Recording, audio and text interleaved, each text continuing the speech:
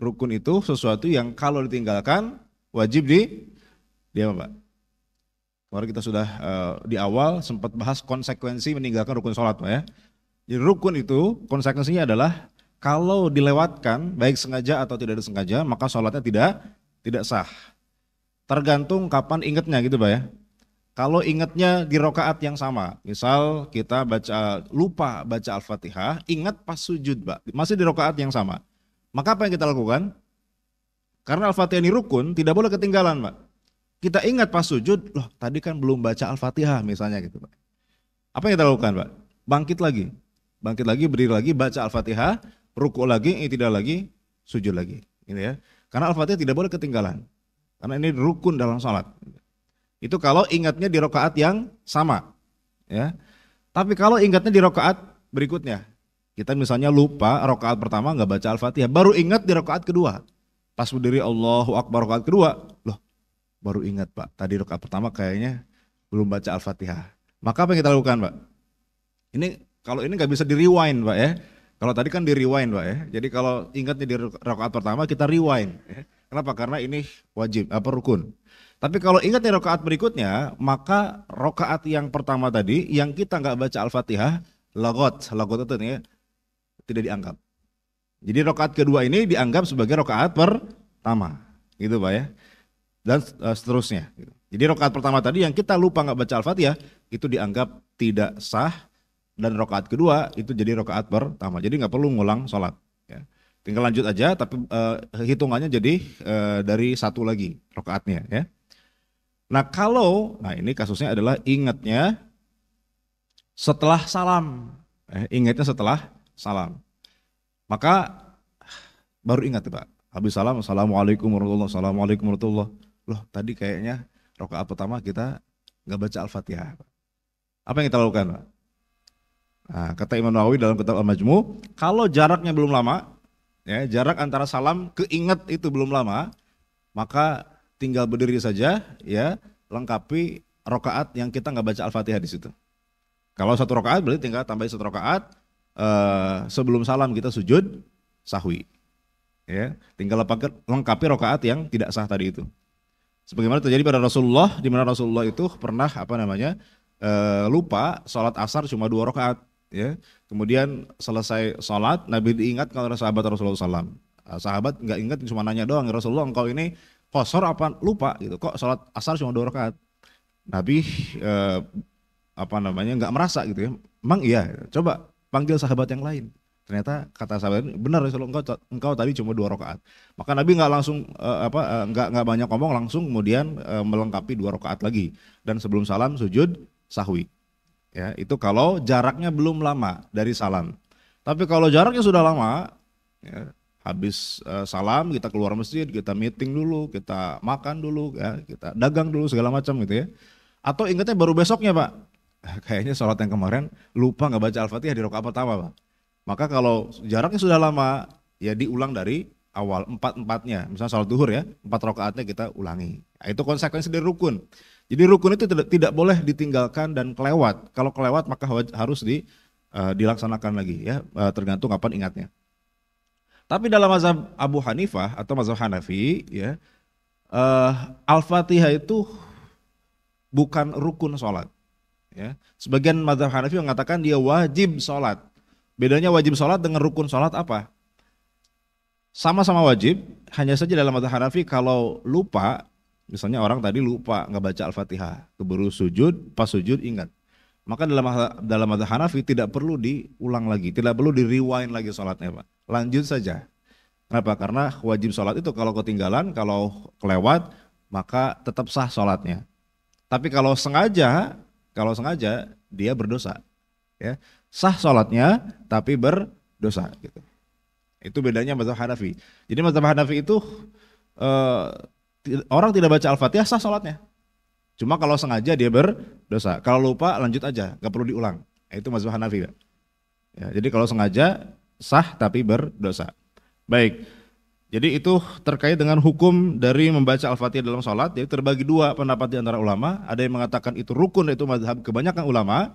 Satu mazhab mengatakan itu tidak rukun tetapi wajib sholat, artinya kalaupun tidak dibaca tetap sah sholatnya.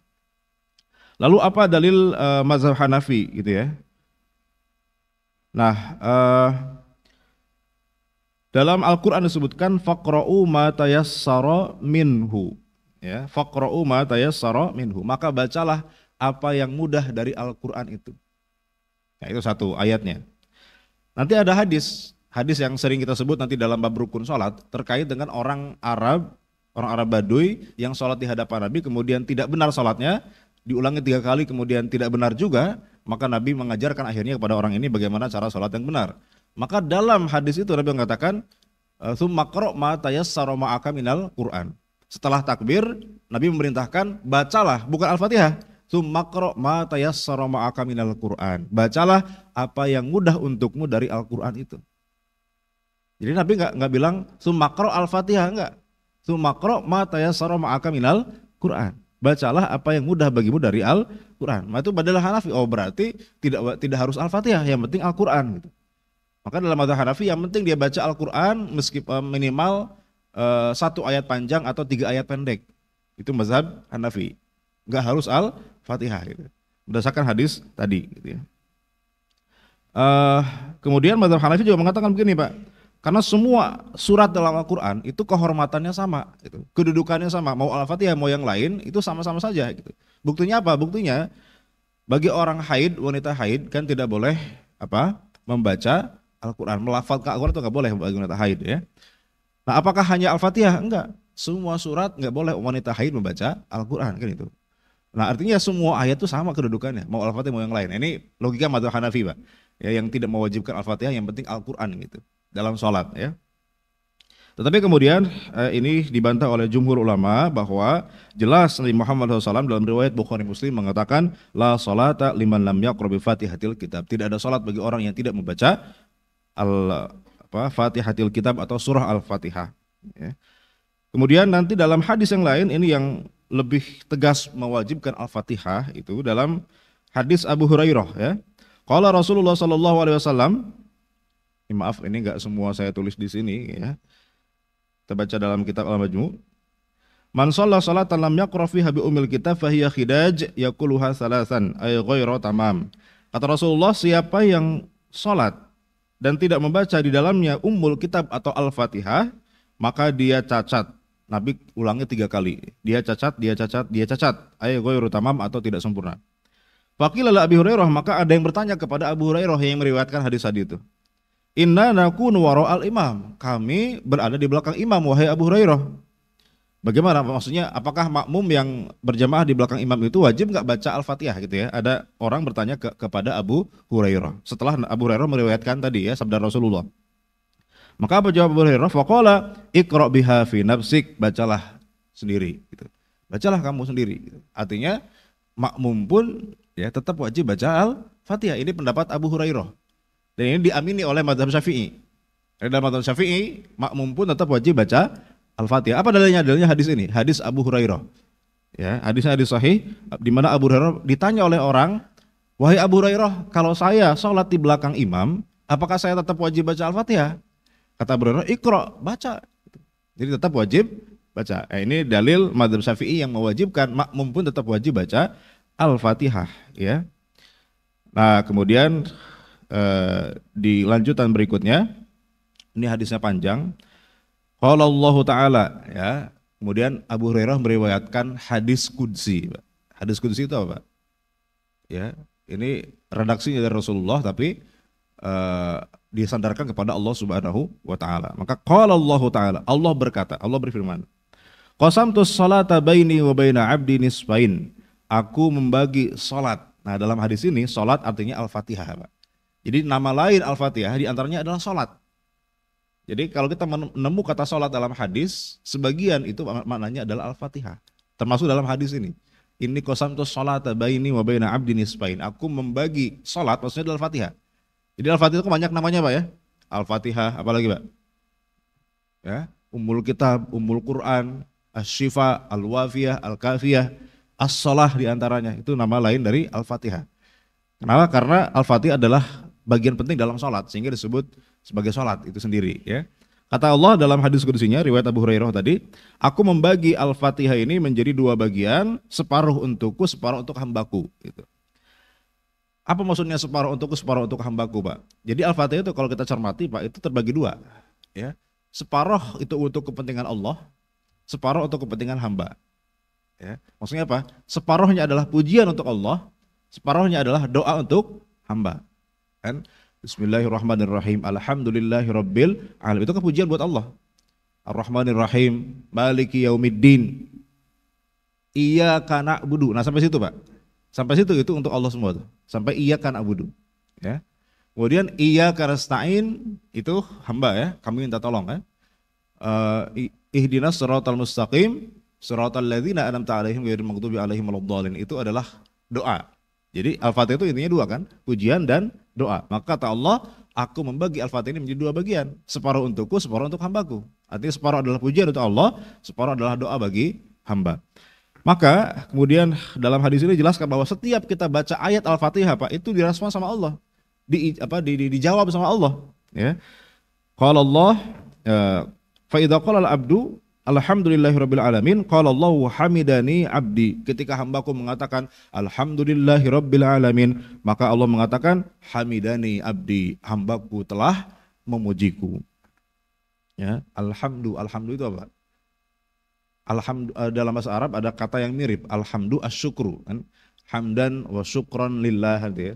Sering disebut beriringan tuh antara alhamdu dengan asyukru. Ya.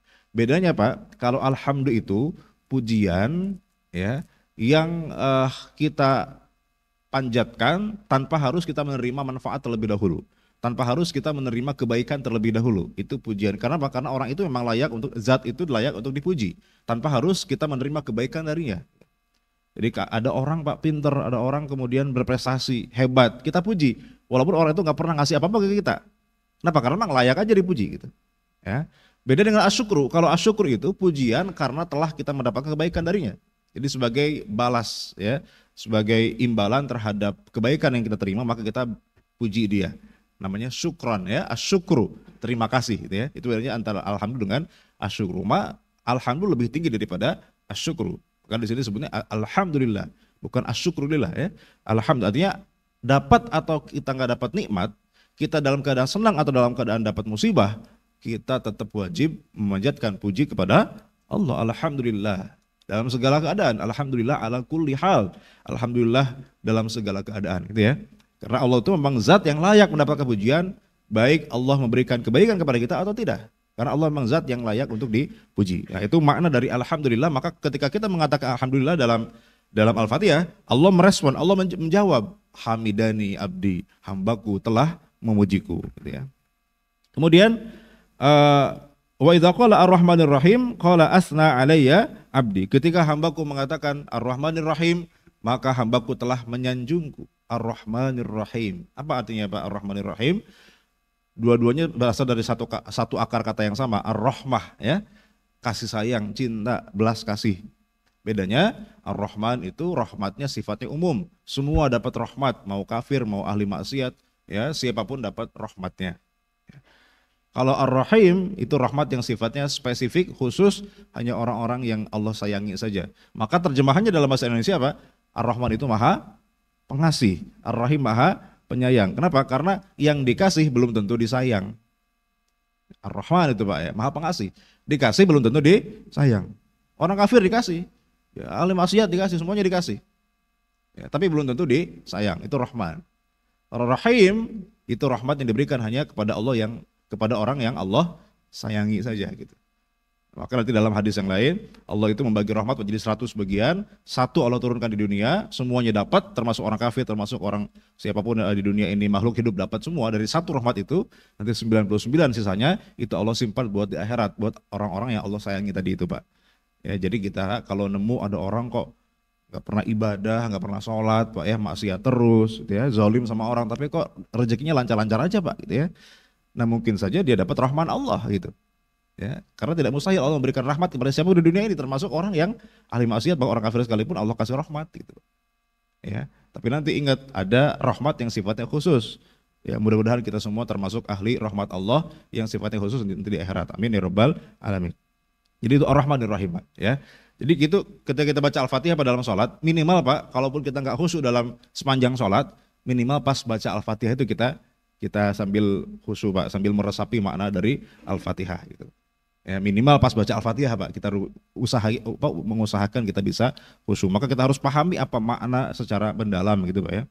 Jadi Ar-Rahmanir Rahim, maka Allah mengatakan asna alayya abdi, hambaku telah menyanjungku. Wa idza qala maliki yaumiddin, ketika hambaku mengatakan maliki yaumiddin. Apa arti maliki yaumiddin? Ya. Ada dua qiraat Pak, ada yang membaca maliki panjang, ada yang membaca pendek, maliki yaumiddin. Jadi ada dua riwayat dalam bacaan itu. Kalau dipakai alif, maliki yaumiddin artinya apa? Yang memiliki yaumiddin. Apa itu yaumiddin? Bukan hari agama di sini Pak, karena ad-din ini kan sering diartikan agama ya. Dalam Al-Kafirun misalnya, lakum dinukum waliyadin. Bagi kalian agama kalian, bagiku agamaku kan gitu. Din ini disebut diartikan sebagai agama. Tapi dalam ayat ini, dalam Al-Fatihah, maliki yaumiddin bukan hari agama, tapi yaumul jaza, hari pembalasan. Jadi kalau maliki yang memiliki hari pembalasan. Kalau maliki yang merajai hari pembalasan ya. Jadi Malik itu raja, kalau Malik itu yang memiliki, ya itu bedanya. Dan dua-duanya sahih riwayatnya. Nah, artinya apa? Bahwa Allah ini adalah zat yang memiliki hari pembalasan. Jadi artinya Pak, kita kalau di dunia kita dizolimi sama orang, ya dan orang itu kok menang Pak, walaupun dia ada di pihak yang zolim, ada di pihak yang menindas, ya kita terzolimi, maka kita jangan kecil hati Pak. Kita jangan pernah merasa kecewa. Kenapa? Karena Allah yang memiliki hari pembalasan. Nanti di akhirat ya, itulah hari pembalasan yang seadil-adilnya. Mungkin di dunia mereka punya backingan, tapi di akhirat tidak ada backingan, Pak. Ya, Allah langsung yang mengadili. Allah yang hakim, yang seadil-adilnya hakim gitu. Jadi jangan kecewa, jangan kecil hati kalau di dunia kita ditindas oleh orang-orang zalim dan ternyata di mata hukum di dunia ini orang-orang zalim itu yang selalu menang. Kita orang yang benar selalu kalah, maka jangan pernah kecil hati karena Allah itu maliki yaumiddin, Allah yang memiliki hari pembalasan. Tenang saja, Allah semua yang akan balas nanti di hari akhirat. Baik, itu majjadani abdi. Maka ketika hambaku mengatakan maliki yaumiddin, Allah mengatakan majjadani abdi, hambaku telah mengagung-agungkan aku. Ya. Kemudian fa idza qala iyyaka na'budu wa iyyaka nasta'in qala hadza baini wa baina abdi wa li abdi ma sa'al. Ini antara hambaku dan ini antaraku dan hambaku, dan bagi hambaku apapun yang dimintanya. Fa idza qala ihdinas siratal mustaqim siratal ladzina an'amta 'alaihim ghairil maghdubi 'alaihim waladdallin hadza li abdi wa li abdi ma sa'al. Maka Allah mengatakan ini untuk hambaku dan untuk hambaku apa yang dia minta, ya. Nah, jadi maka dari hadis ini nanti Pak, ulama menganjurkan kalau kita baca Al-Fatihah dalam sholat, itu dianjurkan kita baca jangan disambung ya, kita potong per ayat gitu. Bismillahirrahmanirrahim, alhamdulillahirabbil alamin. Kenapa? Karena setiap ayat itu Allah menjawab bacaan Al-Fatihah kita. Seperti dalam hadis tadi itu Pak ya.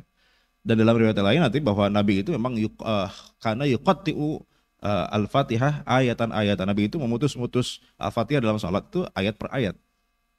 Nah, jadi jangan disambung gitu ya. Walaupun sah, walaupun disambung tetap sah. Cuma afdolnya ya baca Al-Fatihah itu dalam sholat kita potong per ayat. Karena kadang-kadang kalau lagi buru-buru, apalagi sholat taraweh Pak ya, 20 rakaat ngejar 7 menit. Nah itu biasanya disambung semua tuh Pak. Satu nafas lagi nyambungnya Pak. Ya udah baca Al-Fatihah udah kayak nge-rap itu Pak ya. Jadi nggak putus. Nah itu memang kurang afdol sebenarnya seperti itu gitu ya. Walaupun sah, kalau dibilang sah atau tidak sah secara fikih sah, cuma ya secara pertama kita nggak bisa menghayati apa itu Al-Fatihah. Walaupun kita kadang-kadang begini Pak, lagi sholat itu kadang-kadang autopilot aja Pak ya. Kita secara lisan itu benar Pak bacaan kita, Al-Fatihahnya benar gitu ya, bacaan semua dibaca gitu ya. Cuma kadang-kadang pikiran kita kemana-mana Pak. Jadi autopilot badan kita karena saking pintarnya kita sholat, dari kecil kita setiap hari sholat 5 kali sehari. Jadi mau pikiran kemana-mana tapi sholat tuh secara fikih sah itu Pak ya, bacaannya benar gitu ya, nggak ada yang salah, gerakannya benar. Kenapa? Karena sudah autopilot Pak, sudah pintar sholatnya Pak. Itu ciri kalau orang sudah pintar sholat Pak. Tapi masalahnya nggak ada husunya. Nah, harusnya kan ya ada antara apa yang dibaca dengan pikiran kita tuh connect Pak harusnya ketika sholat itu ya. Kadang-kadang sudah nggak beda server tuh Pak ya antara pikiran dengan apa yang dibaca gitu. Nah, jadi minimal gitu kata para ulama, kalaupun nggak bisa, untungnya khusyuk itu kan bukan syarat sah sholat ya. Orang nggak khusyuk tetap sah sholatnya. Cuma minimal kalaupun kita nggak bisa khusyuk dalam sepanjang sholat, dalam Al-Fatihah inilah kita coba resapi lebih dalam lagi apa yang kita baca sehingga kita bisa mendatangkan kekhusyuan dalam sholat. Jemaah rahimakumullah,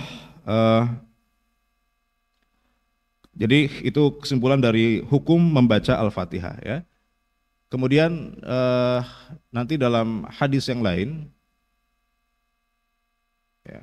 Nah di sini dalam surah Al-A'raf ayat 204 ada perintah dari Allah Subhanahu Wa Taala. Wa idza quri'al Qur'an fastami'u lahu wa ansitu la'allakum turhamun. Ketika dibacakan Al-Qur'an maka dengarkanlah dan perhatikan la'allakum turhamun, semoga kamu dirahmati. Di sini perintahnya apa? Kalau dibaca Al-Qur'an maka kita wajib mendengarkan dan memperhatikan gitu. Nah, sedangkan dalam sholat berjamaah misalnya kita jadi makmum, imam itu kan baca Al-Fatihah secara jahar misalnya dalam sholat maghrib atau sholat subuh atau sholat isya dalam 2 rakaat pertamanya itu kan dijaharkan tuh imam. Artinya kita mendengar bacaan imam. Nah, ada perintah dalam Al-Quran kalau dibaca ke Al-Quran maka dengarkan kewajiban kita. Gitu. Maka nanti ya di sini ulama beda pendapat juga nih pada akhirnya ya. Dalam mazhab Hanafi orang sholat di belakang imam gugur baginya kewajiban baca Al-Fatihah. Mau sholat jahar, mau sholat yang sir. Kalau sholat jahar masuk akal, kenapa? Karena ada perintah dari Al-Quran. Kalau dibaca Al-Quran maka perhatikan, dengarkan gitu. Maka gugurlah kewajiban makmum untuk baca Al-Fatihah karena dia wajib mendengarkan bacaan imam. Tapi dalam sholat sir ternyata mazhab Hanafi mengatakan gugur juga tuh kewajiban makmum untuk baca Al-Fatihah. Kenapa? Karena ada hadis yang lain ya, di mana Nabi itu mengatakan dalam hadis riwayat Ad-Darqutni, man kana lahu imam faqira'atul imam lahu qira'ah. Barang siapa yang memiliki imam, artinya sholat di belakang imam, maka bacaan imam sudah mewakili bacaan makmum. Artinya kalau dia sholat berjamaah ada imam di depan dia, ya, maka imam sudah menanggung bacaan Al-Fatihahnya makmum. Jadi makmum nggak perlu lagi baca Al-Fatihah. Gitu. Mau sholatnya jahar atau sholat sir. Ini mazhab siapa? Mazhab Hanafi. Ya. Nanti mazhab Hambali itu membedakan. Ya, kalau sholatnya jahar, artinya suara imam dikeraskan, maka makmum tidak wajib baca Al-Fatihah karena ada kewajiban lain itu mendengarkan bacaan imam. Tapi kalau sholatnya sir, di mana imam itu pelan baca Al-Fatihahnya seperti dalam sholat zuhur, asar atau 2 rakaat kedua, rakaat ketiga dan 4 dalam sholat isya atau rakaat ketiga dalam sholat maghrib, maka makmum tetap wajib baca Al-Fatihah karena dia nggak mendengar bacaan imam. Gitu. Ini mazhab Hambali.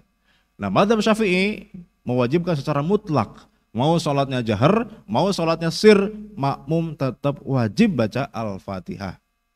Pertanyaannya Pak, lalu perintah ini dikemanakan oleh mazhab Syafi'i ya gitu? Nah, ada ayat mengatakan tadi, kalau dibaca ke Al-Quran maka dengarkan dan perhatikan gitu. Maka dalam mazhab Syafi'i begini Pak, ya, perintah untuk membaca Al-Fatihah itu lebih diutamakan ya dalam sholat ketimbang mendengarkan dan memperhatikan Al-Quran.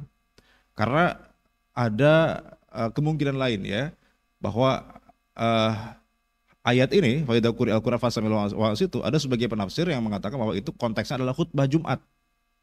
Ya, artinya ketika dibaca Al-Quran dalam khutbah Jumat, maka dengarkan dan perhatikan. Karena ulama sepakat dalam khutbah Jumat itu, orang wajib mendengarkan imam, mendengarkan khotib. Ya.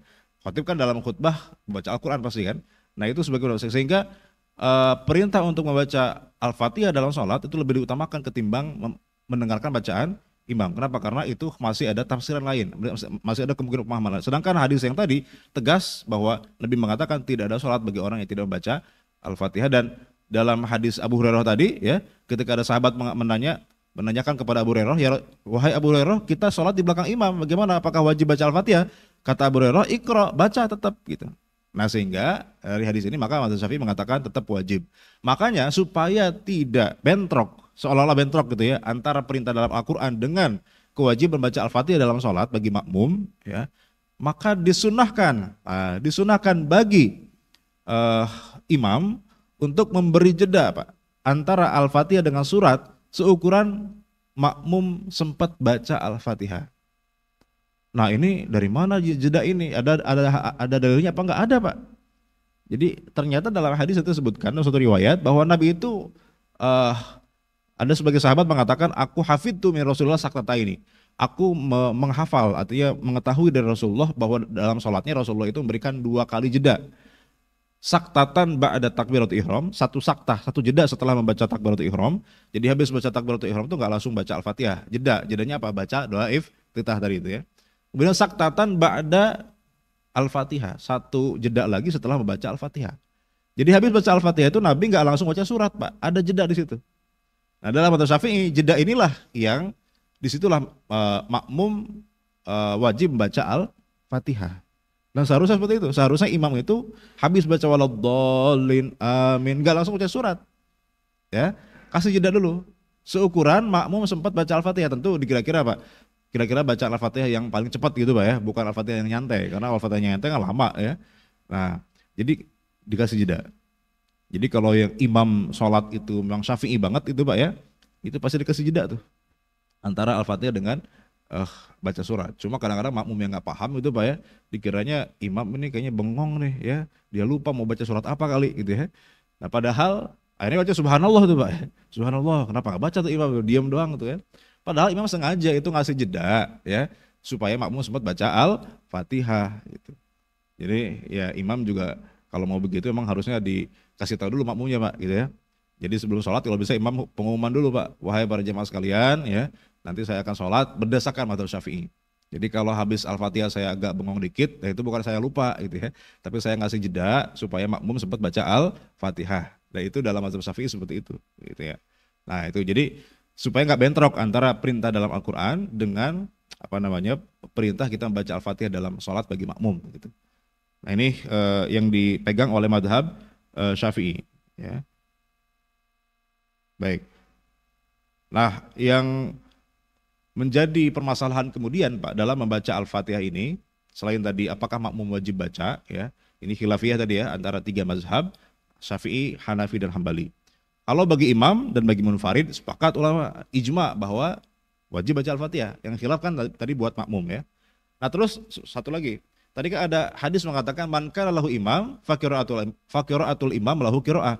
Siapa yang sholat di belakang imam maka bacaan imam sudah mewakili bacaan makmum. Nah, dikemanakan hadis ini oleh mazhab Syafi'i, Pak? Diamalkan Pak oleh mazhab Syafi'i, ya. Tapi hadis ini diamalkannya hanya dalam beberapa kondisi saja, gitu. Itu dalam kondisi di mana makmum tidak sempat baca Al-Fatihah. Misalnya makmum masuk gitu ya, imam sudah ruku, masbuk dia Pak, ya. Maka makmum ngapain? Apakah baca Al-Fatihah dulu? Enggak, langsung aja dia takbiratul ihram, langsung ikut imam ruku. Tidak perlu baca Al-Fatihah lagi. Kenapa? Hadisnya ini. Karena bacaan Al-Fatihahnya dia sudah ditanggung oleh bacaan imam. Dengan syarat tadi ya kondisinya memang masbuk, memang makmum nggak sempat baca Al-Fatihah gitu. Tapi kalau misalnya dia masuk Pak dalam sholat nggak ikut dari takbiratul ihram, tapi imam masih sempat berdiri gitu ya, dan kita masih sempat baca Al-Fatihah, maka kita tetap wajib baca Al-Fatihah. Ya walaupun masbuk, asalkan kita sempat baca Al-Fatihah. Tapi kalau memang sudah ruku, maka artinya makmum tidak sempat baca Al-Fatihah dan itu sah, tetap dianggap 1 rakaat bersama imam. Jadi tetap diamalkan hadisnya, cuma secara porsinya yang beda itu ya. Kalau mazhab Hanafi, hadis ini diamalkan dalam semua sholat. Mau sholat jahar, mau sholat sir, maka bacaannya makmum sudah ditanggung oleh bacaannya imam. Kalau mazhab Hambali, hadis ini hanya dipakai dalam sholat jahar saja. Jadi kalau sholatnya jahar, makmum nggak wajib baca. Tapi kalau sholatnya sir, makmum tetap wajib baca.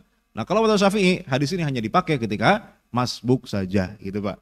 Jadi semua ulama mengamalkan hadis ini. Cuma yang beda adalah porsinya. Kapan hadis ini diamalkan, itu yang beda.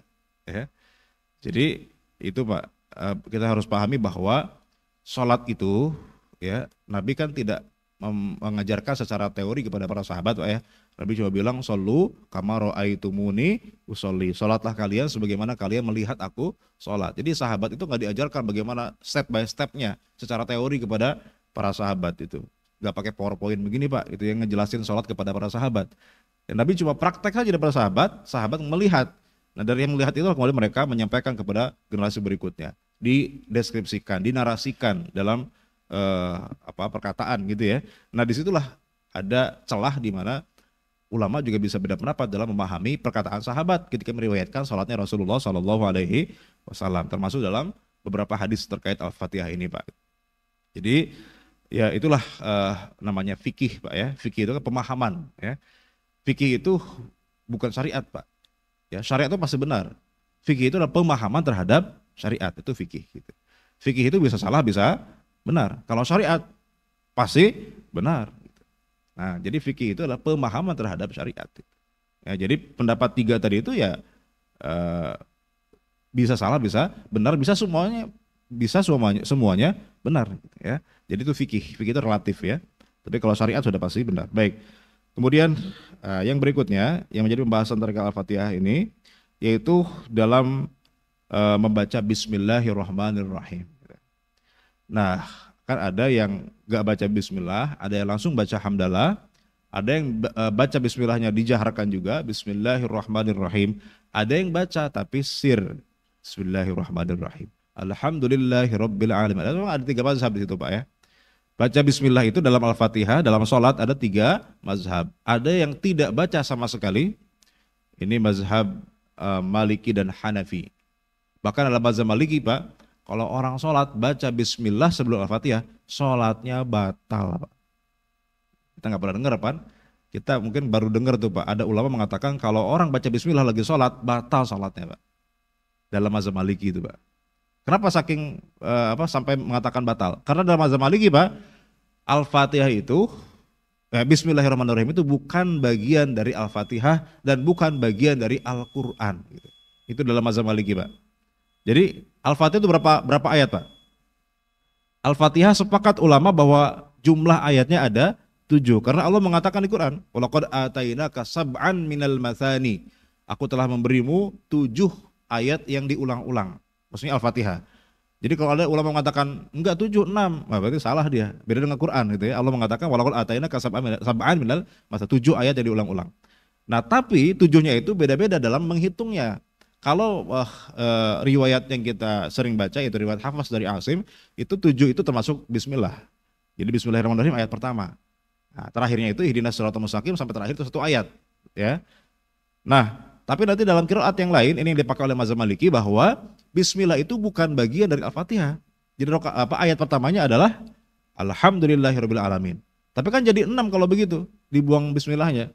Enggak, Pak, rakaat terakhirnya dipecah 2 gitu. Ihdinas siratal mustaqim, ya. Siratal ladzina an'amta 'alaihim. Itu ihdinas siratal mustaqim ayat kelima ya. Siratal ladzina an'amta 'alaihim ke-6. Ghairil maghdubi 'alaihim waladdallin ke-7. Ini pecah 2. Jadi kalau kita kan itu 1 ayat. Siratal ladzina an'amta 'alaihim ghairil maghdubi 'alaihim waladdallin, 1 ayat. Tapi dalam mazhab Maliki itu 2 ayat. Siratal ladzina an'amta 'alaihim ayat ke-6, ghairil maghdubi 'alaihim waladdallin ayat ke-7. Itu bedanya. Cara menghitungnya beda, tapi ulama sepakat bahwa itu 7 ayat. Al-Fatihah itu 7 ayat itu ya. Makanya Pak, kita yang membaca Al-Quran dengan riwayat Hafs dari Asim, yang dari kecil yang di Indonesia kebanyakan atau semua orang Indonesia itu pakai qiraat itu ya. Maka dianjurkan ketika kita baca Al-Fatihah dalam sholat, yang bagian terakhir itu jangan dipisah, jangan dipotong. Ya. Siratal ladzina an'amta 'alaihim ghairil maghdubi 'alaihim waladdallin. Sambung Pak, kenapa? Karena itu 1 ayat. Kadang-kadang banyak orang yang wakaf di situ Pak. Siratal ladzina an'amta 'alaihim ghairil maghdubi 'alaihim waladdallin. Ini salah Pak. Karena itu bukan qiraat Hafs. Ya. Karena bacaan Quran itu tidak boleh digabung-gabung riwayatnya Pak. Ya, kalau Hafs semua. Kalau waras semua, kalau Hamzah semua. Jadi harus konsisten dalam baca Al-Quran. Jadi kalau dari awal kita baca Al-Fatihahnya versi qiraat Hafs dari Asim, yaitu masyarakat Indonesia kebanyakan, maka gabung Pak. Siratal ladzina an'amta 'alaihim ghairil maghdubi 'alaihim waladdallin. Karena itu 1 ayat. Gitu. Kalau nafasnya nggak kuat gimana gitu ya. Maka bacanya jangan panjang-panjang kalau misalnya nafas kita nggak kuat gitu. Agak cepetan dikit, kecuali kalau imam yang sudah terlatih ya, nafasnya panjang gitu. Diusahakan sambung sampai selesai.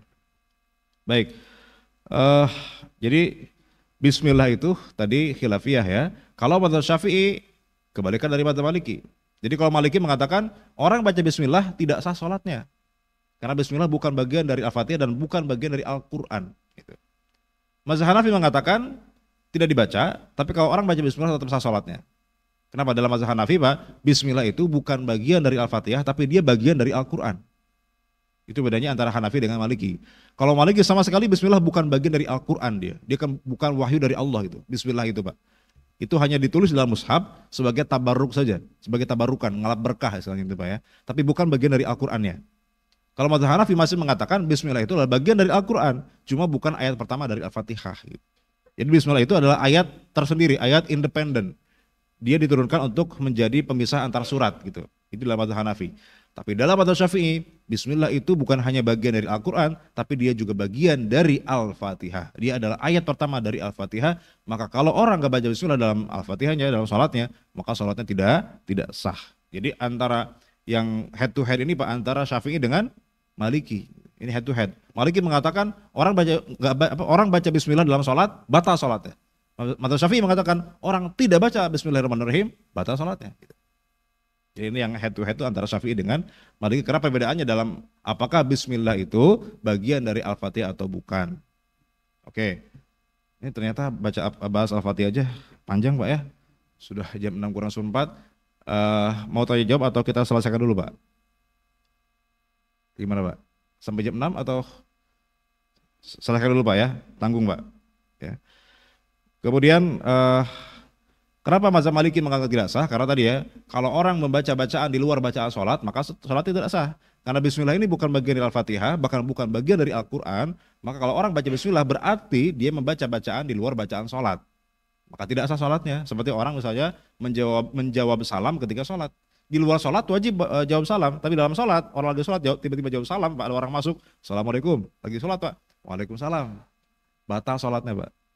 Kalau walaupun di luar sholat ya itu hukumnya wajib, tapi dalam sholat malah nggak boleh karena bisa membatalkan sholatnya. Termasuk kita baca bismillah dalam mazhab Maliki itu bisa membatalkan sholat. Kemudian wa yusannu, ini mazhab Syafi'i Pak. Wa yusannul jahru bil basmalah lis salat al jahriyah. Disunahkan menjaharkan bacaan bismillah dalam salat jahriyah menurut mazhab Syafi'i. Jadi baca bismillahnya jahar. Bismillahirrahmanirrahim. Wa hadza la khilafa fihi, dan ini tidak ada khilaf, tidak ada beda pendapat dalam masalah ini menurut dalam mazhab internal mazhab Syafi'i. Jadi ulama Syafi'i semua sepakat bahwa bismillah itu harus dibaca atau disunahkan dibaca jahar. Harus dibaca dan disunahkan dibaca jahar buat imam dalam salat jahriyah ya. Nah, karena nanti banyak riwayat yang disebutkan dalam kitab Al-Majmu' ini Pak, bahwa Nabi itu menjaharkan bacaan sholat. Dan bukan hanya 1-2 sahabat saja, banyak sahabat Rasulullah yang meriwayatkan bahwa Nabi itu menjaharkan bismillah. Yang mengucapkan bismillah dengan jahar.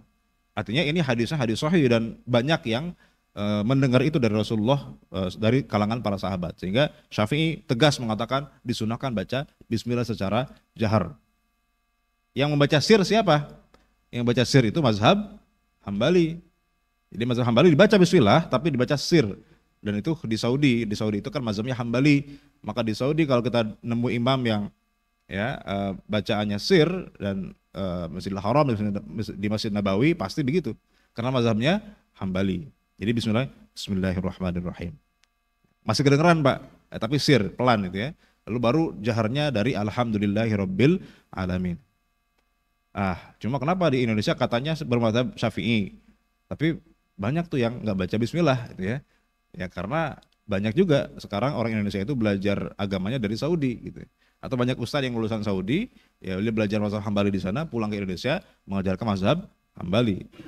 Jadi banyak juga sekarang masyarakat yang baca bismillahnya sir. Ya nggak masalah Pak, atau itu juga masih mazhab Hambali gitu ya. Cuma kalau kita ngakunya mazhab Syafi'i Pak itu ya jahar bacanya Pak, bismillahirrahmanirrahim. Makanya dulu Syekh Sudais ketika ke Istiqlal tahun 2014 jadi imam sholat Jumat, beliau bacanya jahar tuh Pak. Padahal beliau orang Saudi, mazhabnya Hambali. Tapi ketika ke Istiqlal beliau dijaharkan bismillahnya, bismillahirrahmanirrahim. Orang pada heboh waktu itu kan. Kenapa kok Syekh Sudais tuh biasanya kalau di YouTube itu bacanya sir, tiba-tiba di Istiqlal bacanya jahar. Ya karena Syekh Sudais tahu di Indonesia ini kebanyakan masyarakatnya bermazhab Syafi'i, jadi beliau menghargai itu. Walaupun di rakaat keduanya beliau lupa Pak, tetap disirkan juga gitu ya. Karena kebiasaan sir kan di sana.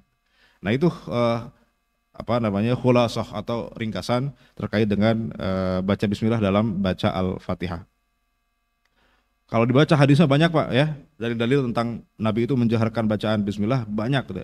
Disebutkan ada mungkin sampai belasan hadis dalam kitab Al-Majmu tentang Rasulullah itu menjaharkan bacaan Bismillah. Baik. Eh, nah misalnya nih, saya bacakan satu hadis saja gitu ya. Ini Abu Hurairah Pak. Abu Hurairah yang mengatakan bahwa Nabi itu baca Bismillahnya jahar. Ya. Ibnu Abbas, nah ini ada beda pendapat Pak, sahabat Nabi itu. Ibnu Abbas meriwayatkan Nabi itu ketika sholat langsung baca Alhamdulillah. Jadi habis takbir langsung baca Alhamdulillah, itu kata Ibnu Abbas. Tapi kata Abu Hurairah, ya Nabi itu, nah ini hadisnya, mana sebentar. Andahu kana idza qara'a wa huwa ya'umun nas iftataha bismillahirrahmanirrahim, ya. Bahwa Nabi itu kata Abu Hurairah nih Pak ya. Nabi Muhammad SAW ketika menjadi imam dalam salat, beliau membuka dengan bismillahirrahmanirrahim, ya. Karena dia adalah bagian dari Al-Fatihah. Itu kata Abu Hurairah. Bahkan dalam riwayat yang lain ya, karena Nabi SAW yajharu bi qiraati bismillahirrahmanirrahim. Nabi itu menjaharkan bacaan bismillahirrahmanirrahim. Ini riwayat sahih dari Abu Hurairah. Jadi ada dua sahabat yang beda informasinya Pak. Ibnu Abbas mengatakan Nabi itu enggak baca bismillah, langsung baca alhamdulillah. Kata Abu Hurairah, enggak, Nabi itu baca bismillah, bahkan bismillahnya dijaharkan, dikeraskan gitu. Nah, Madzhab Syafi'i kenapa mengambil yang Abu Hurairah? Gini kata Madzhab Syafi'i Pak, ini secara logis Pak ya. Abu Hurairah itu kan secara usia lebih senior dibanding Ibnu Abbas. Ibnu Abbas itu masih sahabat junior Pak, masih kecil, masih anak muda lah gitu ya. Mungkin belasan tahun waktu bareng dengan Abu Hurairah itu. Dan biasanya dalam soft sholat Nabi itu kan mengedepankan di soft terdepan itu siapa? Orang yang sudah sepuh ya, orang senior, anak kecil di belakang. Itu kata Rasulullah begitu kan? Nah karena anak kecil di belakang, Ibnu Abbas kan anak kecil Pak, berarti dia sholatnya di belakang. Abu Hurairah itu kan sudah senior, maka sholatnya pasti di depan. Secara logika, ya itu kan sholatnya di belakang. Boleh jadi emang Ibnu Abbas tuh nggak dengar Nabi baca Bismillah. Ini logika yang dipakai oleh Madzhab Syafi'i Pak. Kenapa? Lebih memilih riwayatnya Abu Hurairah. Karena Abu Hurairah itu secara soft pasti lebih depan, ya karena secara usia beliau lebih senior. Gitu. Sedangkan Ibnu Abbas beliau di belakang pasti karena anak kecil, ya anak kecil pasti di belakang, disuruh di belakang. Sehingga secara logis ya mungkin Ibnu Abbas bilang begitu karena nggak denger aja gitu.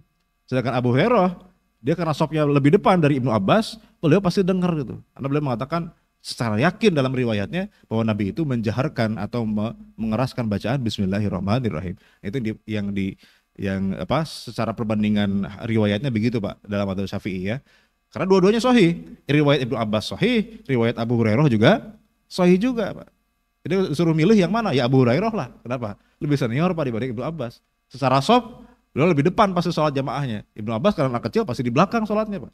Sehingga ada kemungkinan ada distorsi Pak, ada mungkin nggak dengar gitu Ibnu Abbas ketika sholat tuh Nabi baca Bismillah. Nah sehingga itulah tarjih atau perbandingan riwayat dari Madzhab Syafi'i Pak.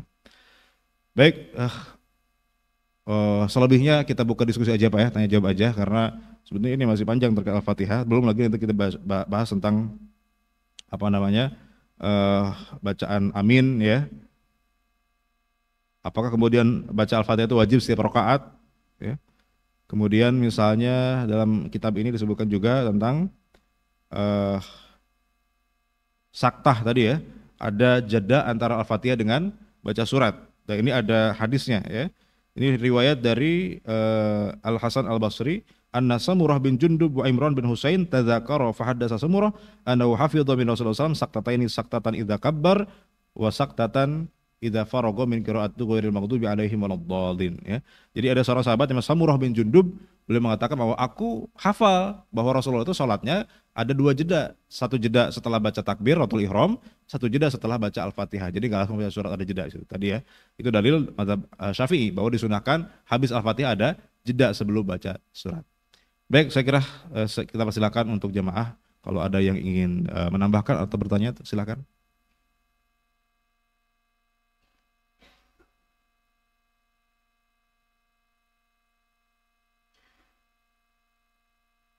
Ustadz mau nanya, kita kan biasanya kan jadi makmum Ustadz.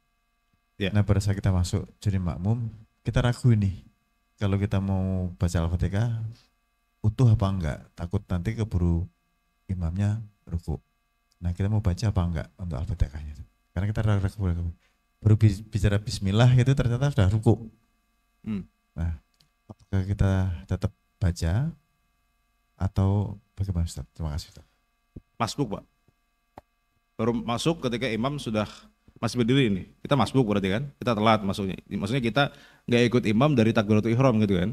Kalau dari takbiratul ihram saya kira kan banyak waktu buat kita baca Al-Fatihah. Kita sempat tuh baca Al-Fatihah. Kenapa?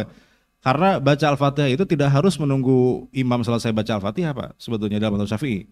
Makmum boleh baca Al-Fatihah sebelum imam boleh. Atau pas imam baca Al-Fatihah, makmum baca Al-Fatihah juga boleh sebetulnya dalam mazhab Syafi'i. Cuma afdolnya, tadi afdolnya itu dalam jeda tadi itu antara Al-Fatihah dengan baca surat gitu. Nah bahkan sebagian ulama mengatakan begini Pak, kalau kita tahu imam ini secara track record Pak ya, itu kalau baca bacaan dalam surat dalam sholat itu pasti cepat dan bacaannya bacaan pendek Pak. Kita tahu itu Pak, imamnya begini gitu ya. Misalnya habis baca Al-Fatihah itu biasanya baca apa? Al-Kausar dan bacanya cepat gitu. Dan yang pasti kalau kita baca Al-Fatihahnya setelah imam selesai baca Al-Fatihah ya, sambil imam baca surat, kita pasti nggak sempat baca Al-Fatihah, keburu ruku duluan Pak, karena bacaannya pasti cepat itu imam itu gitu ya. Maka kita wajib baca sebelum imam baca surat gitu. Dari mulai kita takbiratul ihram setelah baca iftitah langsung kita baca Al-Fatihah gitu. Walaupun imam sambil baca Al-Fatihah juga gitu. Nah, ini dalam mazhab Syafi'i seperti itu, saking wajibnya kita baca Al-Fatihah. Nah, tapi kalau misalnya begini Pak, kalau kita nggak tahu nih imam kita apa namanya, atau kita masbuk lah, kita masbuk, kemudian sempat berdiri bersama imam, kita baca Al-Fatihah. Ternyata sebelum selesai kita baca Al-Fatihah, imam keburu ruku. Apa yang kita lakukan? Gugur sholat, gugur apa kewajiban bacaan makmum. Kenapa? Karena tadi ada hadis man kana lahu imam, siapa yang sholat di belakang imam maka bacaannya imam itu sudah mengcover bacaan makmum. Itu terjadi atau diamalkan dalam kondisi makmum tidak diberikan waktu oleh imam untuk baca Al-Fatihah. Kayak kata masbuk ya, masbuk sempat berdiri bersama imam tapi baru baca Bismillahirrahmanirrahim sudah ruku. Ya sudah kita ikuti aja ruku. Kenapa? Karena imam sudah mengcover bacaan makmum. Jadi sebetulnya bahasanya bukan gugur kewajibannya Pak, tetap wajib baca Al-Fatihah, cuma diwakili oleh imam gitu. Makanya konsekuensinya begini Pak, konsekuensinya adalah kalau ternyata rokaatnya atau bacaan Al-Fatihahnya imam itu ternyata baru belakangan kita tahu ternyata salah bacaan Al-Fatihahnya, maka kita ikut batal juga gitu Pak ya. Karena bacaan kita ditanggung oleh imam. Artinya kalau imam baca Al-Fatihahnya salah dan kita tahu itu salah Pak, ya, dan kita nggak niat berpisah dari imam, nggak niat mufarokoh, maka sholat kita jadi batal juga Pak. Ya, bagi kita yang tahu Pak. Tapi kalau imam tahunya masih gitu Pak, imam itu emang ya tahunya begitu, ternyata salah. Bagi imam sah tuh, kenapa? Karena ya ma'fu Pak, ya dimaafkan karena dia nggak tahu gitu. Tapi bagi makmum yang tahu bahwa itu salah, bacaan imam yang salah gitu ya, kita wajib mufarokoh, kita wajib niat berpisah dari imam. Karena kalau kita lanjut berjamaah di belakang imam yang salah, kita tahu itu salah bacaan Al-Fatihahnya, maka sholat kita jadi batal, gitu Pak ya. Karena ditanggung oleh imam, bacaan Al-Fatihah kita bukan gugur, tapi ditanggung oleh imam. Artinya tergantung pada imamnya nih. Kalau imamnya sah baca Al-Fatihahnya kita sah. Tapi kalau imam bacaan Al-Fatihahnya ngawur Pak, salah, maka kita yang tahu di belakang ini jadi tidak sah. Kalau kita nggak berpisah dari imam. Jadi hati-hati Pak, baca Bismillah itu, baca Al-Fatihah itu harus benar. Ya. Nah, tidak boleh ada kesalahan. Cuma begini Pak, kadang-kadang ada kesalahan yang sifatnya tidak fatal ya, maka itu tidak masalah. Contoh misalnya dalam hukum tajwid misalnya ada mad ya, mad itu artinya apa Pak? Panjang ya. Nah, misalnya akan panjang itu ada yang 2 harokat, ada yang 5 harokat, ada yang 6 harokat. Dalam Al-Fatihah ada waladdallin, itu kan mad apa namanya? Mad lazim ya. Itu kan wajib 6 harokat dalam ilmu tajwid itu Pak. 6 harokat itu kan panjang Pak. 1 harokat tuh 1 kali genggaman tangan Pak. Waladdallin. 6 kali menggenggam tangan itu Pak. 1 harokat tuh diukur begitu Pak. Ya kira-kira begitu. 1 harokat tuh 1 kali menggenggam, harus 6 kali begitu ya. Secara ilmu hukum tajwid. Tapi ada imam yang waladdallin cuma 2 harokat misalnya Pak. Waladdallin. Sah nggak sholatnya Pak? Sah. Kenapa? Karena itu bukan kesalahan fatal. Yang penting dia panjangin. Walaupun secara hukum tajwid belum sempurna karena harusnya 6 harokat. Atau imam itu misalnya kesalahan dalam makhrajnya, tapi tidak sampai merubah makna. Misalnya fa jadi pak, orang Sunda Pak ya, dia susah bilang F ya. F itu pak ida parog tapang sob gitu ya. Nah itu memang secara tajwid salah Pak, karena makhrajnya antara fa dengan pa itu beda makhrajnya. Kalau kalau pa itu mirip dengan ba itu makhrajnya. Tapi kalau fa itu kan beda tuh Pak ya. Bibir kita nggak ketemu, tapi gigi bawah ketemu dengan bibir atas kan gitu harusnya. Nah makanya secara makhraj salah, cuma tidak merubah makna, sehingga nggak masalah gitu. Cuma kalau sampai merubah makna, misalnya ha jadi ka, alhamdulillahirabbil alamin. Nah ini salah Pak, berubah makna. Dan kalau makmum tahu itu salah, dia wajib niat mufarokoh, berpisah dari imam. Nah tapi kalau imam taunya cuma begitu Pak, atau bisanya begitu Pak, dia sudah belajar, alhamdulillah, tapi tetap alhamdulillah lagi Pak. Maka itu dimaafkan, cuma jangan jadi imam. Gitu. Jadi imam itu harus yang bacaannya betul, tidak boleh salah. Minimal kesalahan yang bisa berubah makna. Saya kira itu Pak. Karena bacaannya makmum ditanggung oleh bacaannya imam. Baik, ada lagi silakan. Silakan Pak, yang di belakang.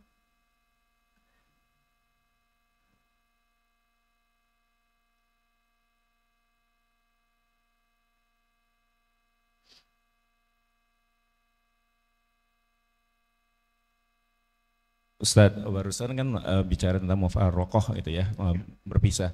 Itu teknisnya gimana ya? Misalnya kita tahu dia salah, apa kita berpisah benar, fisik kita berpisah dari syaf atau emang kita niat aja? Tapi kalau niat aja, apakah kita terus gerakannya bersama dengan imam tersebut gitu? Gitu. Ya. Kalau teknis yang idealnya Pak, mufarokoh itu artinya berpisah dari imam. Ya, ada di masa Rasulullah ada seorang sahabat yang mufarokoh. Alasannya bukan karena imamnya salah bacaan, tapi karena imamnya kelamaan bacaannya. Ya, itu kasus sholat subuh Pak.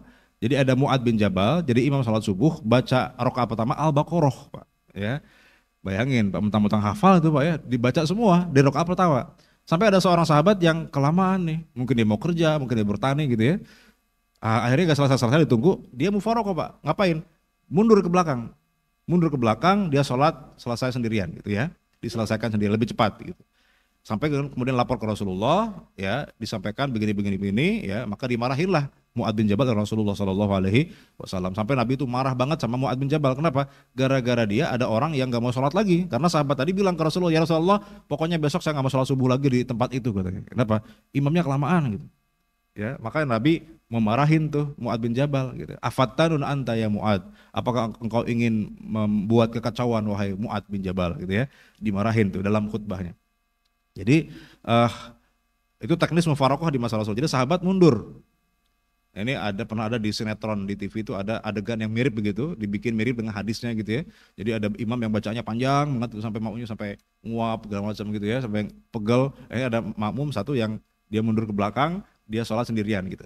Nah itu terjadi di masa Rasulullah SAW. Jadi salah satu alasan mufarokoh yang dibenarkan adalah ketika imam bacaannya kepanjangan. Boleh Pak kita mufarokoh gitu. Ya. Misalnya tadi kita sholat subuh nih Pak, kita mau kerja nih, imamnya malah sholatnya kelamaan Pak, lama banget gitu. Nah kita boleh mufarokoh Pak, kalau ada hajat itu kita mufarokoh ke belakang. Teknisnya gimana tadi? Kalau bisa mundur ke belakang gitu. Kita sholat sendirian. Nah cuma masalahnya kita sholat di soft paling depan Pak. Dan jamaahnya full sampai ke belakang gitu Pak. Gimana mufarokohnya itu Pak? Mundur kena, maju kena Pak gitu ya. Gimana caranya? Maka ya kalau memang begitu, ini misalnya kasusnya adalah bukan karena kelamaan, kasusnya adalah karena imamnya salah ya. Artinya kita ikut sampai selesai pun ya nggak masalah. Nah cuma apakah wajib harus mundur ke belakang? Kalau mengatakan nggak harus. Kalau memang keadaan tidak memungkinkan Pak. Karena kalau kita mundur ke belakang misalnya, ya nggak bisa juga. Kalaupun kita misalnya sholat di situ dan kita sholatnya gerakannya beda dengan imam, takutnya nanti dicap bukan sama jamaah yang lain Pak. Ini kenapa nih makmum beda sendiri nih Pak ya. Takutnya apa ditendang apa gimana, disenggol sama samping kita gitu Pak ya. Jadi nggak masalah secara niatnya saja. Mufarokoh secara niat. Yang penting kita berniat dalam hati bahwa saya sudah tidak lagi bermakmum kebelah imam itu. Saya niat sholat sendirian.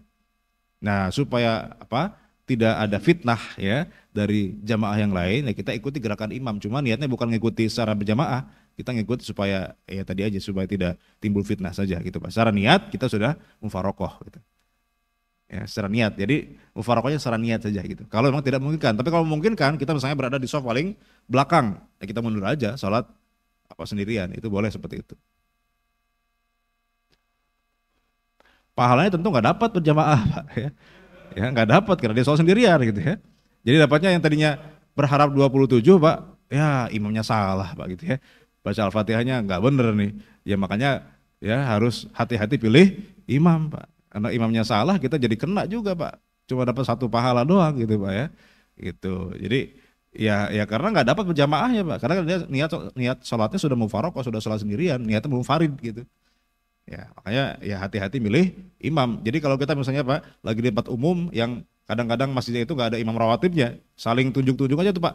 Ah, silakan Pak gitu. Nah, kalau kita merasa bacaan kita sudah oke, secara oleh guru kita dikatakan Al-Fatihahnya sudah benar kok gitu ya. Maka kalau kita tunjuk maju aja Pak. Daripada kita misalnya mempersilahkan orang lain yang kita lihat wah oke juga penampilannya, jenggotnya panjang, pakai gamis, pakai peci Pak. Ternyata pas disuruh maju Al-Fatihahnya salah Pak. Kan kita yang jadi nggak sah sholatnya. Maka kalau kita benar bacaannya, kita merasa benar bacaannya, kata guru tahsin kita benar gitu Pak ya maju aja kalau disuruh orang Pak. Tapi kalau disuruh Pak, kalau nggak ada yang nyuruh Pak, ya jangan pede duluan Pak, maju duluan itu Pak ya.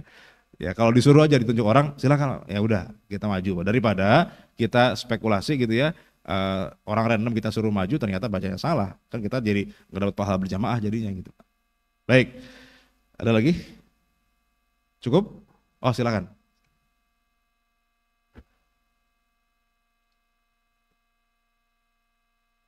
Izin Pak Ustadz, tadi kan Pak Ustadz menyampaikan bahwa kalau kita lupa baca Al-Fatihah, misalkan ini kita sholat subuh 2 rakaat tadi ya istilahnya, tapi lupa di dalam membaca yang Al-Fatihahnya di terakhir, dan kita menurut Pak Ustadz kan tadi berdiri lagi, yang penting dalam salamnya belum lama. Yeah. Nah ini kalau kita, kalau kami nih aplikasikan dengan hukum di dunia ini, contohnya di hukum itu ada delik culpa dan delik dolus. Artinya kalau dolus itu adalah sengaja, kalau culpa itu lupa. Tapi dua-duanya itu kalau dilanggar tetap melanggar hukum. Kalau di dalam hukum dunianya ya kan. Karena apa? Di dalam teorinya itu barang siapa yang melanggar undang-undang yang setelah disahkan oleh undang-undang ya kan akan mendapat sanksinya. Itu yang pertama. Jadi pertanyaannya apa Pak? Jadi pertanyaan kami, kalau kita 2 rakaat tambah lagi 1 rakaat itu kan jadi 3 rakaat kalau kita udah sujud kan gitu. Nah itu apakah diperbolehkan atau tidak? Itu aja Pak Ustadz, terima kasih. Baik, kenapa ditambah lagi padahal kita sudah sholat 2 rakaat? Karena sholat yang tanpa Al-Fatihah itu dianggap tidak sah. Dia dianggap coret gitu Pak ya. Karena kan la sholata kata Rasulullah, la sholata liman lam yaqra, tidak ada sholat buat orang yang tidak baca Al-Fatihah. Jadi rakaat yang kita nggak baca Al-Fatihah dan kita ingatnya baru selesai salam, artinya rakaat itu dicoret, tidak dianggap tidak pernah dilaksanakan gitu. Karena Al-Fatihahnya kurang gitu. Maka rakaat tadi itu yang dianggap coret tadi itu, ya walaupun sudah dikerjakan nggak dianggap. Jadi misalnya sholat subuh Pak, rakaat pertama nggak baca Al-Fatihah, baru ingat setelah salam, maka dianggapnya kita baru 1 rakaat itu. Bukan 2 rakaat, baru 1 rakaat. Karena rakaat pertama kita nggak baca Al-Fatihah. Dianggap la sholat tadi, sesuai hadisnya. Tidak ada sholat bagi orang yang tidak baca Al-Fatihah. Maka kita tambah lagi 1 rakaat setelah salam. Sebelum salam kita sujud sahwi. Gitu. Sebagai sujud sahwi gimana? Sujud sahwi itu sujud 2 kali Pak. Ya, sujud 2 kali. Bacaannya apa? Tidak harus ada bacaan tertentu. Ya, ada sebagian ulama menganjurkan membaca subhanaman la yanamu wala yashu. Ya, maksudnya Allah yang tidak tidur dan tidak lupa gitu. Nah cuma bacaan itu tidak wajib, artinya cukup sujud 2 kali saja, kemudian salam setelah itu. Tapi itu pun sunnah, andaikan misalnya kita lupa nggak sujud sahwi, boleh nggak Pak? Boleh, karena sujud sahwi pun hukumnya tidak wajib, hukumnya sunnah. Kayak gitu Pak, kenapa diulang lagi? Karena yang tidak baca Al-Fatihah tadi tidak dianggap bekerja. Jadi nggak dianggap 3, tetap 2. Gitu. Baik, cukup? Ada lagi? 1 lagi, silakan. Siap. ini kan umumnya kalau kalau ya ini sholat yang dizaharkan lah ya. Jadi sholat maghrib isya ini rokat pertama dan kedua itu al-fatihahnya masih bagus gitu. Nah yang ketiga keempat itu kan sir. Ini Iya. kadang-kadang lebih cepat gitu. Nah kadang-kadang kita jadi makmumnya itu baru berdiri aja langsung tiba-tiba udah ruku lagi gitu. Nah itu apa ya tadi itu apakah kita tahu itu salah terus kita berpisah atau gimana gitu Ustaz? Masalahnya kan sir Pak, kita nggak tahu itu bacaannya. Maka kita tidak perlu untuk berasumsi gitu Pak ya. Kalau itu sholatnya sir ya sudah anggap saja imam sah gitu. Walaupun mungkin kita nggak tahu bisa jadi sah bisa jadi enggak. Tapi kita asumsi yang buat kita batal itu adalah kalau kita yakin imamnya batal. Misalnya begini Pak, ada imam yang sholat, kita di belakangnya bermakmum gitu ya. Selesai sholat, ya kita taunya imam itu sah sholatnya kan gitu ya. Ternyata selesai sholat, imam baru baru ingat tadi kayaknya belum mandi junub imamnya Pak ya. Malam habis hubungan suami istri. Dia main pergi aja ke masjid Pak ya, belum mandi jadi imam Pak. Kita makmum kan nggak tahu Pak dia sudah mandi apa belum gitu ya, dia junub apa enggak. Kita sholat aja. Selesai sholat baru ingat imamnya Pak. Nah pertanyaannya kita makmum batal apa enggak sholatnya Pak? Makmum nggak batal. Kenapa? Karena kita nggak tahu bahwa imam itu batal. Yang tahu kan cuma imam doang. Nah, paling cuma besoknya ya begitu imamnya ke masjid ditanya sama jamaahnya, Pak Imam udah mandi apa belum nih gitu ya. Pastiin dulu mandi dulu kan gitu ya. Supaya jelas gitu ya. Tapi artinya kalau makmum nggak tahu bahwa imam itu batal, maka makmum tetap sah sholatnya gitu. Nah, tapi kalau makmum tahu bahwa imamnya batal, misalnya kita di belakang imam nih, sop paling depan, pas di belakang imam, pas sujud, padahal imam tuh dari sebelum sholat udah nahan tuh Pak ya, cuma karena ya jadi imam mau nggak mau dia sholat aja gitu ya, karena nggak ada imam yang lain gitu. Dia terpaksa sholat padahal dia lagi kebelet. Jadi pas sujud Pak, ya keluar tuh Pak ya suara ya. Nah dan sop paling depan itu tahu persis bahwa itu suara dari imam Pak ya, karena dari depan Pak ya, nggak ada lagi orang di depan dia kecuali imam kan gitu ya. Maka dia tahu persis bahwa imam itu batal. Nah makmum yang seperti ini dia wajib apa? Pertama begini, kalau imamnya tetap lanjut Pak, kan batal sholatnya, kita harus mufarokoh supaya sholat kita nggak batal gitu ya. Tapi kalau imam misalnya dia sadar dia batal, nah dia wajib apa? Wajib pergi, maksudnya pergi itu dia nggak jadi imam lagi, kemudian nunjuk makmum di belakangnya untuk jadi imam ya, jadi keneknya gitu ya, dia ganti ini jadi imam gitu. Nah lanjut sholatnya nggak masalah. Tapi kalau kita tahu imam batal kita terus dan imamnya juga terus gitu ya, kita ikut batal. Gitu Pak. Jadi termasuk bacaan Al-Fatihah yang sir tadi itu kita nggak tahu itu batal apa enggak. Ya kita secara fikih kita dianggap sah walaupun secara faktanya mungkin imam itu batal karena kita nggak tahu Pak. Jadi yang kita batal itu ketika kita tahu bahwa imam itu batal sholatnya. Kalau enggak ya kita tetap sah. Baik. Cukup? Alhamdulillah ya. Mudah-mudahan kajian kita ini bermanfaat khususnya buat diri pribadi dan kepada jemaah pada umumnya. Kita tutup dengan baca hamdalah alhamdulillahirabbil alamin. Subhanakallahumma wa bihamdika asyhadu an la ilaha illa anta astaghfiruka wa atubu ilaik. Akhirul kalam wassalamualaikum warahmatullahi wabarakatuh.